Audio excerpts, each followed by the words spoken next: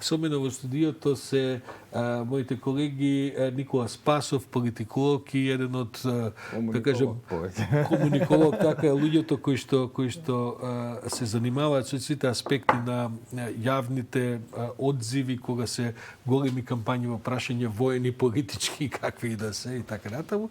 И од Христијан Тазевски со кој што постојано се навраќаме барем еднаш неделно околу разноразни информатички аспекти на случувањата во земјата и во светот. Никола, како ти се чини, како ја оценуваш комуникацијската стратегија? Бидејќи де факто во секоја војна комуникациите се една од главните области во кои што се одвиваат војните дејствија, ако смеам под наводници да кажем. Како ти се чини војната стратегија во комуникацијската смисла на Украина, на Русија, па потоа и на делот друг од светот? Да. Па да, би рекол дека генерално во војна станува збор веќе за комуникацијска и пропагандна стратегија, бидејќи нели добро позната изрека е дека во војната вистината прва умира и после тоа се наметнуваат наративи некои кои што двете страни сакаат да ги наметнат за сопствените потреби, бидејќи станува збор за војна во која што апсолутно е побитно како ќе се представи отколку што е реално вистината. Сега преска слушнавме со вашите колеги дека најголем дел од информациите не може да се потврдат и така натаму. Има доста да кажам аспекти кои што не до крај се јасни во однос на тоа што вистински се случува на терен и тоа е очекувано. Но генерално ќе почнам прво од ова е 28 ден ако не се лажам, мислам дека денеска. Да. Би рекол дека ќе почнам од Русија, која што недоволно подготвено влезе комуникацијски во оваа работа, особено затоа што ја отвори целата операција низ призмата на една претходна подолга лага, тоа е дека нема реално да има инвазија. Значи почетокот на нападот практично беше му предходеше серија на, да кажам, комуникации дека не се планира никаков напад, дека Западот тоа го потврдуваше и почна војната низ на призма Русија подмолно лажејќи во светот го започна својот напад. Од тука тргна целиот условно да кажам првичен проблем комуникацијски кој го имаше Русија. Вториот аспект мислам дека недоволно го процени влијанието кое што украинската комуникација може да го има врз мислењето и врз и досегот на информациите кои што влегуваат во Русија. Бидејќи Путин во основа најголем проблем на почетокот, барем во првите тие 10 дена, сега гледам дека успе да ги сузбие протестите, беше да се бави со сопственото јавно мислење. Затоа сега му сугерира да направи голем митинг и така натаму. Што значи дека покажува една релативна слабост на домашен терен. Иако станува збор за автократски режим кој што го контролира јавното мислење. Ако смеам да упаднам, има едно старо пропагандно правило. Лесно се лажат другите, многу потешко се лажат своите. Бидејќи неговото влегување во военава операција со лажење на светот беше и лажење дома. Ние нема да направиме ништо во Украина. Затоа се овие војници зачудени руски што барат во Украина, бидејќи им беше велено дека тие нема да. Така, значи целата таа почетна, како да кажам, негова офанзива се базираше на една голема лага. Надевајќи се веројатно дека релативно брзо ќе ги заврши работите во Украина, па што брзо ќе прогласи победа. Тоа е вториот аспект кој што сега е врзан комуникацијски, но е последица на лошата и воена проценка. Мислам дека какви год да се информациите, лажни, неточни од терен и така натаму, украинците да кажуваат помалку, овие да кажуваат повеќе, во основа е веќе јасно дека не излегоа работите онака како што Русија ги планираше во смисла на... Тоа не е спорно. Тоа веќе не е спорно.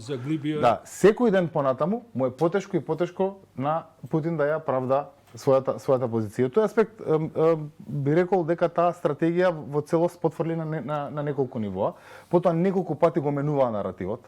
Прво почна денацификација, па после почна биолошко и хемиско оружје, па после тоа почна и тоа во основа докажува дека вие немате јасна стратегија од самиот почеток. Ама таа е веројатно бидејќи всушност комуникацијската стратегија многу зависи од тоа што ти се војните цели. Ако се погрешно поставени војните цели, ако имаш сега каква војна цел е денацификација, тоа не може да биде ни резултат на војна операција.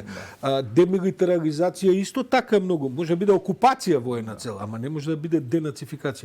И сега како тоа се преточува потоа во кампања информативна? И мислам дека тоа сакав баш тргнав и да го кажам дека почна да ги менуваат пораките постојано и така натаму како што наидува на нов зид влегува во нови оправдувања за или да кажам некој тип на причини зашто тоа го прават и сега во основа се создадува една конфузија, успеа да го мобилизираат нели целиот Запад, НАТО и така натаму сите овие кои што застанаа од другата страна. Што се однесува и тука има уште многу што да кажеме, но да кажеме нешто и за другата страна. Мислам дека што се однесува до Украина како Украина, Зеленски води одлична кампања. Тука малку може да му се замери, почнувајќи од целата оптика како изгледа, каде е присутен, пораките кои што ги испраќа, цитирање на говори во парламенти и така натаму. Има неговата очигледна лична подготовка и како актер, многу му помага, но и очигледно сериозно добро подготвен стратешки за тоа како да комуницира. Одлично комуницира кон сите јавности, само кон руската јавност, значи кон мајките на руските војници, комуницира кон сопствената јавност и кон европската јавност, која што му е партнерската јавност во овој случај. И од тој аспект навистина демонстрираше одлично владење практично на сопствениот наратив. Она што мислам дека во даден и целата криза од самиот почеток се комуницираше прилично добро и од останатите клучни партнери, пред се би рекол Британија која што го води на некој начин тој процес во Европа и во овие земји околу и САД нели како втората нишка. Онаму каде што по мене се направи некој тип на дестабилизација и грешка е во моментот кога од силни економски санкции се преде на некаков тип на санкции кои што веќе малку да кажам стимулираат кај луѓето чувство на сожалување условно со Русија, а тоа се против културни мислам нели културни дела, културата. Ова што се нарекува русофобија. Русофобија, спортот кој што му отвори простор на практично му даде пас на Путин и на Русија да практично џвакаат на таа тема дека сега веќе не станува збор за казнување на руската инвазија, туку станува збор за казнување на рускиот народ. Што е многу глупава, би рекол, теза и многу беспотребен простор кој што му се даде на... Добро, знам, ама мислам, реакциите во демократски општества не може да бидат контролирани од некакви кампањски центри. Согласам, но одлуките за тоа што и како да се санкционира се сепак национални и се на државните институции во голема мера. Јас повеќе би во голема мера, да, значи повеќе би рекол дека одлуките во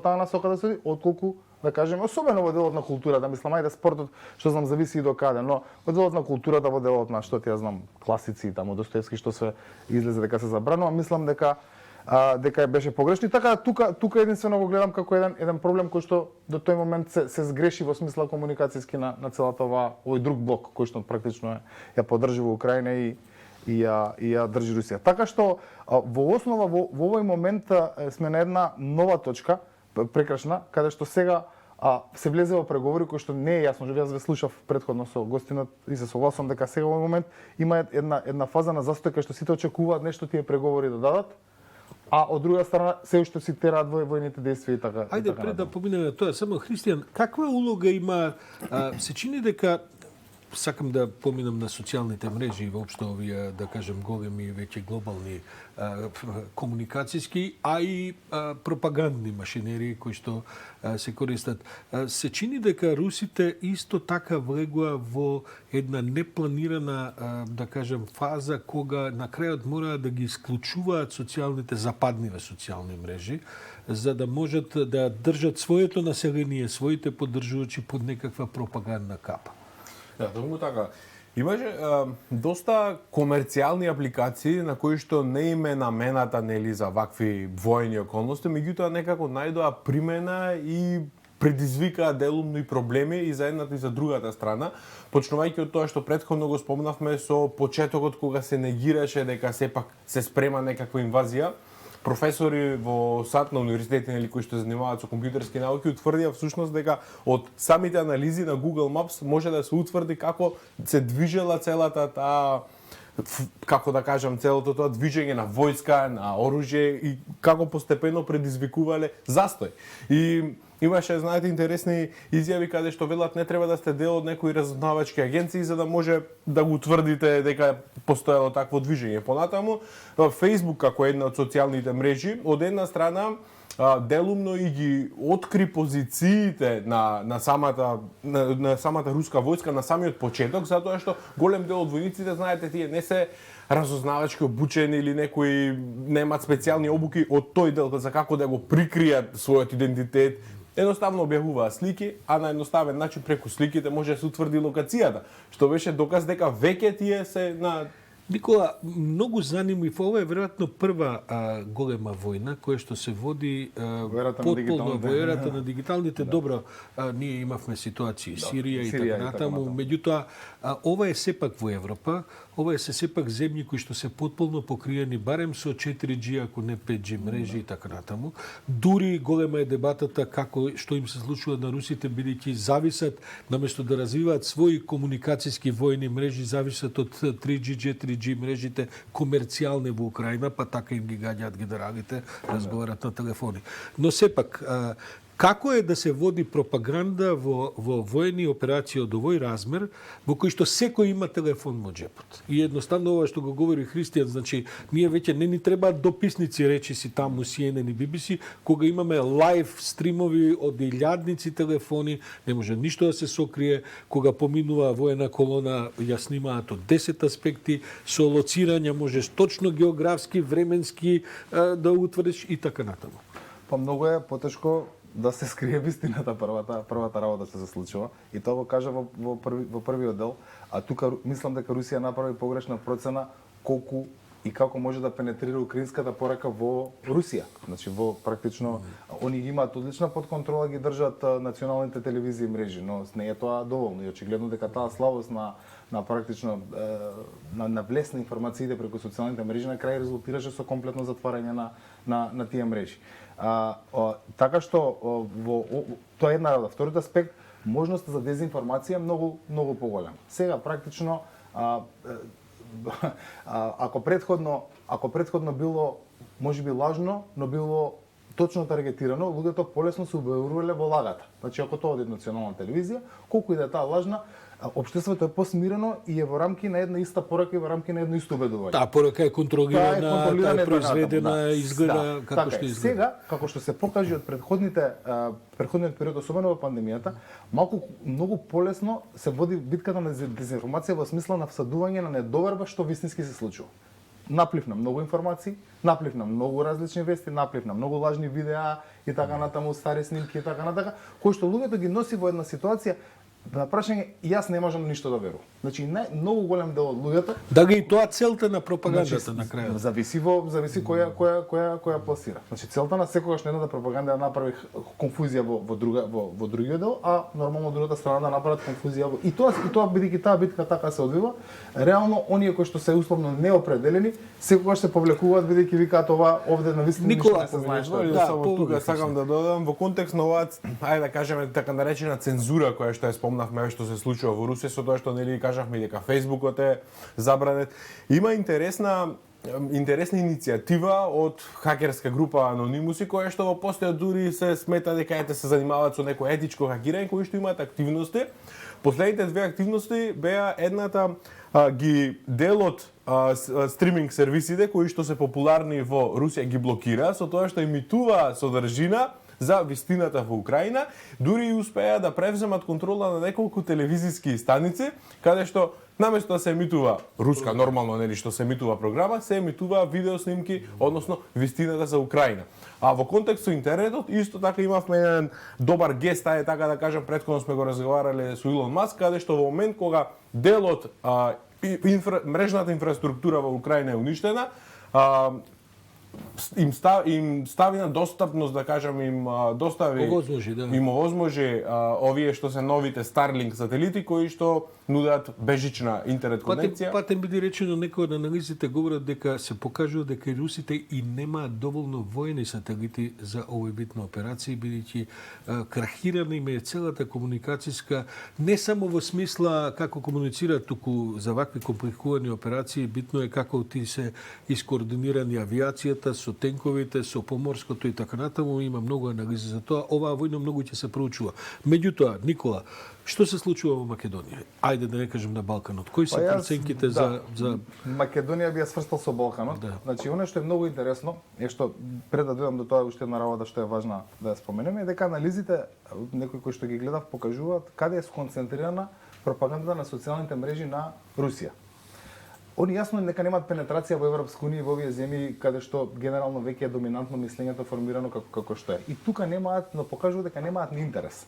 Интересот нивни и тие мрежи на ботови кои што ги имаат и на акаунти пред себе на Твитер, но и на Фејсбук, се сконцентрирани на неколку места. Значи прво источен дел од светот.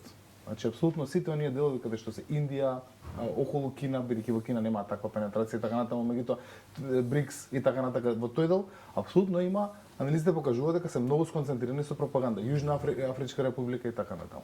Значи, тоа е едниот аспект кој што ние овде од оваа перспектива не го гледаме, можеби ни личи слаб, но де факто они имаат комуникација таргетирана. Вториот аспект се земји кои што се со руско говорно подрачје, тоа се блиските земји нив кои што се во рамки на поранешниот СССР, а сега не се дел од Русија, каде што имаат многу битно влијание и многу им е важно да го практично задржат тоа влијание. Таму имаат исто така сконцентрирано исклучително многу дигитална војска која што практично ќе работи и ги пласира тие пораки. Третиот дел се сите тие експатриотс кои што ги викаат, односно руси, кои што живеат во странство, а кои што може да ја бранат каузата на Русија. Тоа се милиони луѓе. Тоа се милиони луѓе, тоа се луѓе кои што пенетрираат, но се покажува дека во зависност од каде се лоцирани, нивните ефекти се толку големи. Ако се лоцирани во цврсто демократски земји кои што генерално стојат јасно и мнозинството на страна на западот, тогаш тие се помалку активни, но во оние земји каде што има простор за дестабилизација. Балканот влегува во еден регион, влегува нешто измеѓу, а тоа се пред се зборам како Балкан, ги зборуваме Македонија, Бугарија и Србија, како места каде што и како вирее, како да кажам, има сериозен, има сентимент проруски. Србија веќе е јасно, нема да дебатираме од кои причини, мислам таму се свежи сеќавањата од НАТО. Македонија, каде што веќе имаме етаблирани партии и парламентарни кои што отворено застана и ја штитат страната на... А и проруски линии има во јавноста познати... И Бугарија, каде што БСП, на пример, отворено не сака, не ги поддржа санкциите и беше сменет министер заради изјава кој што не сакаше да ја... Така што, сега, што се однесува до нашиот регион е исклучително интересен и Македонија, како Македонија би рекол дека има неколку причини, односно тој сентимент е поделен во неколку реални причини.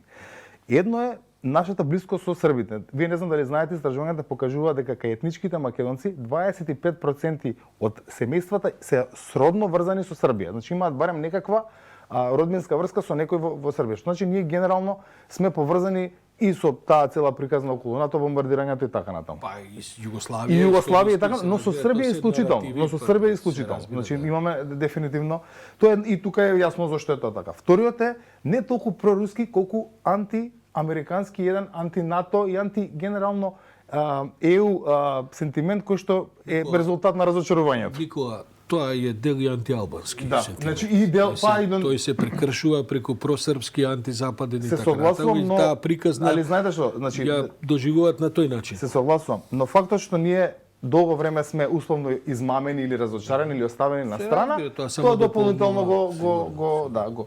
И трето, мислам дека сега сериозно постои, анализите и по социјалните мрежи покажуваат организирани мрежи кои што се управувани дел од тие некои партии, дел се некои независни мрежи кои што сериозно, значи си ја работат таа онлайн. Па сепак каква ти оценката, успеваат ли да направат клучно влијание, некаков пресврт, бидејќи јас немам таков впечаток. На крај се сведени на овие, има неколку од овие рамна земја што прогнозираат, има антиваксерски движења, тие се блиски со овие, конзервативни разни, десничарски и така натаму. Каква е проценката за нивниот досег и успех во смисла на јавното мислење? Во смисла на досег досегнуваат сериозно. Во смисла на влијание, тоа е нешто што треба многу посериозно да се измери во моментов. За жал сум истражувач, знаете, немам такви податоци за да можам да тврдам колку реално прво пораката е стигната и каков ефект има.